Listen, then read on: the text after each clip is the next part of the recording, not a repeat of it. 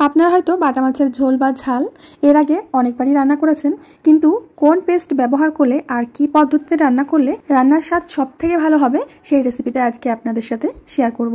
সাথেই থাকবে বাটা মাছ রান্না করার বিভিন্ন টিপস। তাহলে আসুন শুরু করি। সবার প্রথমে আমি বাটা মাছগুলোকে খুব ভালো করে কেটে ধুয়ে পরিষ্কার করে নিয়েছি। এখন সাধারণভাবে যেরকম মাছটা ম্যারিনেট করা হয় লবণ হলুদ দিয়ে, তো সেরকম লবণ আর হলুদ দিয়ে দিচ্ছি। এবার হাত দিয়ে মাছের গায়ে খুব ভালো করে লবণ হলুদটাকে এইভাবে মাখিয়ে নিতে হবে। মাছ ভাজার মোটামুটি 5 থেকে 7 মিনিট আগে এই কাজটা করে রাখবে। আজকের বাটা মাছের ঝোলটা আমি আলু দিয়ে রান্না করব। এর জন্য আলু কেটে নিচ্ছি। আলুর খোসা ছাড়িয়ে ভালো করে ধুয়ে নিয়েছি। এখন আলুটাকে এইভাবে আমি 8 ফালি করে কেটে নেব। আপনারা চাইলে লম্বা লম্বা করেও কেটে নিতে পারেন। তো আমি এরকম 8 ফালি করে চৌকো চৌকো করে কেটে নিচ্ছি। বন্ধুরা, আশা করছি আজকের বাটা মাছের ঝাল আপনাদের কাছে অনেক ভালো লাগবে। ভালো লাগলে অবশ্যই বন্ধুদের সাথে শেয়ার করবেন। তো এখন আলুগুলো আমি জলের মধ্যে রেখে দিচ্ছি, কারণ আলুগুলো এইভাবে রেখে দিলে লাল রং হয়ে যাবে।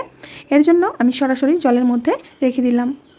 এবার অন্য একটা বাটির মধ্যে দিয়ে দেব 1 চামচ কালো সর্ষে, সাথে দিয়ে দেব 1 চামচ জিরে, দিয়ে দেব 4টি শুকনো লঙ্কা আর 4 টুকরো আদা।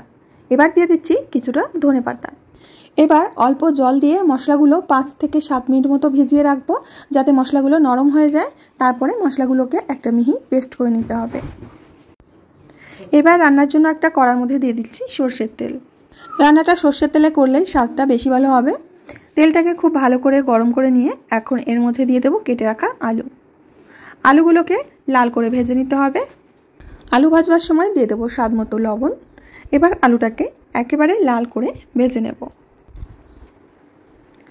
আলুগুলোকে ঠিক এরকম লাল করে আমি ভেজে নিয়েছি। এখন তেল থেকে তুলে নিচ্ছি। বাকি যে তেলটা রয়েছে এই তেলের মধ্যে মাছগুলোকেও ভেজে নেব।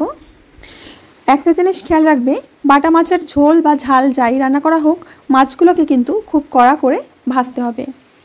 কারণ বাটা মাছ ঝোলে দেওয়ার কিছু সময়ের মধ্যে কিন্তু অনেকটা নরম হয়ে যায়।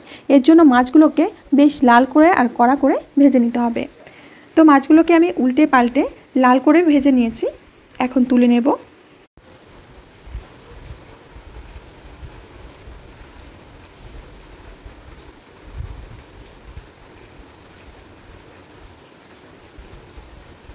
মাছ ভাজা তেলের মধ্যে দিয়ে দেবো একটা তেজপাতা, আর সাথে দিয়ে দেবো 1/2 চামচ মতো কালো জিরে। বাটা মাছের ঝোলে কালো জিরে দিলেই খেতে বেশি ভালো লাগে, ফ্লেভারটা খুব সুন্দর আসে। এখন দিয়ে দিচ্ছি বেটে রাখা মশলা। মিক্সটা ধুয়ে একটু জল দিয়ে দিচ্ছি। এখন মশলাটাকে মোটামুটি 1-2 মিনিট মতো এইভাবে নেড়ে চেড়ে নিতে হবে। এর সাথে দিয়ে দেবো হলুদ গুঁড়ো, কাশ্মীরি লাল লঙ্কার গুঁড়ো কালারের জন্য। আর কোনো মশলা কিন্তু এখানে যাবে না। এবার দিয়ে দেবো বড় সাইজের একটা টমেটো পেস্ট। সামান্য একটু জল দিয়ে দিচ্ছি, আর সাথে দিয়ে দিচ্ছি স্বাদ বুঝে লবণ। এখন সমস্ত মশলা একসাথে মিশিয়ে একটু কষে নিতে হবে। ঢাকনা দিয়ে ঢেকে আমরা মশলাটাকে কিছুক্ষণের জন্য কষে নেব লো আঁচে। কিছুক্ষণ পর আমরা ঢাকনাটা খুলে নিচ্ছি, আর এরই মধ্যে মশলাটা কিন্তু কষা হয়ে গেছে, ওপর থেকে তেল ছেড়ে দিয়েছে।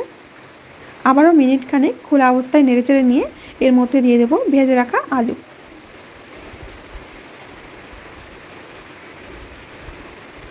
আলুগুলো দেবার সাথে সাথেই কিন্তু জল দেওয়া যাবে না। আলুগুলোকে মশলার সাথে কিছুক্ষণের জন্য কষিয়ে নিতে হবে। আলুগুলো কষা হয়ে গেছে, এখন জল দিয়ে দেব। জল দেবার পরে ঢাকনা দিয়ে ঢেকে হাই ফ্লেমে আমরা জাল করে নেব 5 মিনিট। 5 মিনিট পরে আমরা ঢাকনাটা খুলে নেব। এরই মধ্যে আমাদের আলুগুলো কিন্তু সিদ্ধ হয়ে গেছে, একটু চেক করে দেখে নিচ্ছি। এবার ভেজে রাখা বাটা মাছগুলো দিয়ে দেব।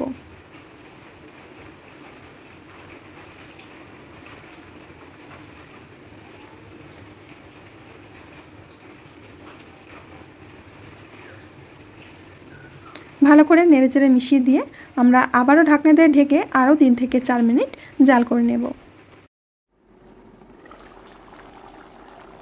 রান্নাটা কিন্তু আমাদের প্রায় হয়ে গেছে। সবশেষে দিয়ে দেবো ধনেপাতা কুচি, আর দিয়ে দেবো চেরা কাঁচা লঙ্কা ঝালের জন্য। আবার একটু হালকা হাতে নেড়ে মিশিয়ে দিতে হবে।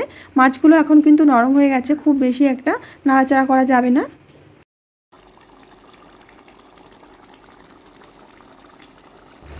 বাটা মাছের ঝাল আমাদের রেডি হয়ে গেছে। দেখেই বুঝতে পারছো যে দেখতে কতটা লোভনীয় হয়েছে, আর এটা খেতেও কিন্তু দুর্দান্ত লাগে। তোমরা অনেকভাবেই বাটা মাছের ঝাল রান্না করে খেয়েছো, এইভাবে একবার খেয়ে দেখো, তোমাদের ভীষণ ভালো লাগবে। তো আমার প্রিয় বন্ধুরা, আমি আজ এখানেই বিদায় নেব। আবার আসবো নতুন রেসিপি নিয়ে। ততক্ষণের জন্য সবাই ভালো থেকো, সুস্থ থেকো, সকলকে সুস্থ রেখো। কমেন্টে অবশ্যই জানিও যে আজকের বাটা মাছের ঝালের রেসিপি তোমাদের কেমন লেগেছে।